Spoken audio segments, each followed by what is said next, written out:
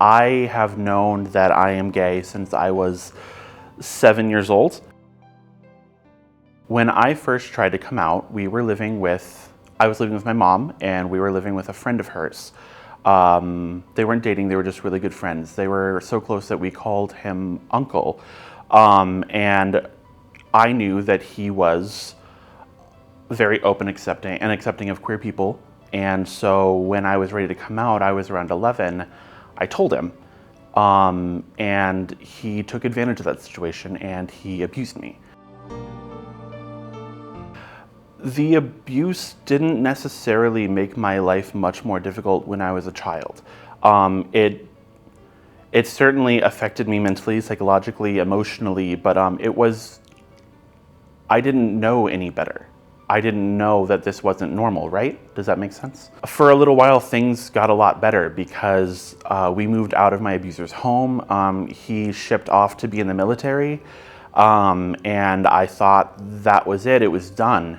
And for a few years, things were pretty great. Things were going really, really well. And then he came back. He was on leave, and I hadn't told anyone. He would stay with us when he was on leave, and the abuse started again. And that's when I dropped out of high school the first time. I had told my best friend, my closest friend, Aaron, who is my sponsor and he hates being complimented. He's a really good person. And he offered me the space to talk about this. And so after I had told him, I realized I was moving very soon, in just a couple of months. And I needed to tell my parents. And when I told them, they reacted as parents would. So I got a phone call on my lunch break. It was a voicemail, really, and it was Victim Services Advocates. And they had called me to tell me that my mother had called the police and reported what had happened to me. This was the very first instance of when my story left my control. And so I got a call from the Victim Services. They told me this and asked me to come down to the government center and talk to a detective. And interestingly enough, my abuser messaged me and asked me, I think probably in hopes that he could convince me to drop charges, and asked me to go to lunch with him. And the detective, it's not important how the messages got around, but we talked about it and decided that I would indeed go and sit and have lunch in a public place across from my abuser, wearing a wire, which is something that I knew happened in movies, obviously, in TV shows and in criminal investigations. I never, ever thought I would be wearing one. So the day comes to do it.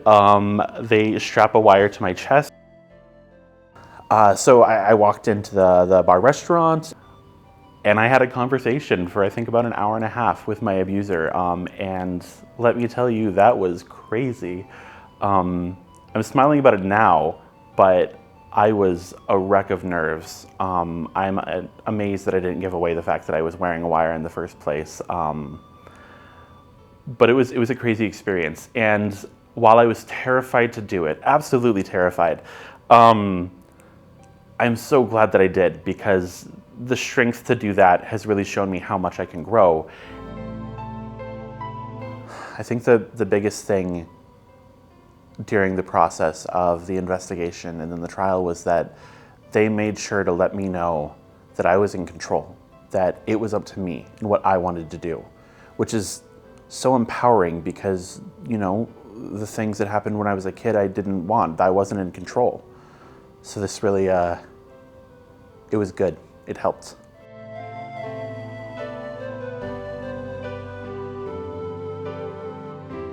I was only supposed to stay there for a couple months until I moved to Nebraska, and when the investigation started, he immediately told me, "You live here. This is your home." And that gave me the security I needed to start focusing on my own personal growth. When you're stuck in a loop of a trauma, you can't be healthy for other people. And no matter how hard you try to be happy, it's always clouded. And now the clouds are gone and I can be happy. And so the biggest thing, I know I'm supposed to talk about like my career, and I'm going to, of course, but the biggest thing is that I can have a happy and healthy relationship, and I've found someone who knows all of me, that loves me. And the most important thing is I now know that I'm worthy of that love. I wanted to go where I felt welcomed. I wanted to go where I felt safe. I wanted to go where I felt like people cared. And so, wow, that sounds like a slogan. But it's true. But it's true. So that's why I chose RCTC. I want to work for a nonprofit in Minneapolis, Minnesota, or for the city of Minneapolis, and I want to do outreach for LGBT youth. And that's why I'm getting my degree in, my associate's degree in mass communications. And then I'm going to transfer through the RCTC transfer program to one of the seven different Minnesota State universities across Minnesota. An OAKS scholarship is going to make a difference for me because it's going to offer financial security so that I can focus on finishing school instead of worrying about if I'm going to be able to afford my next meal. Thank you, obviously.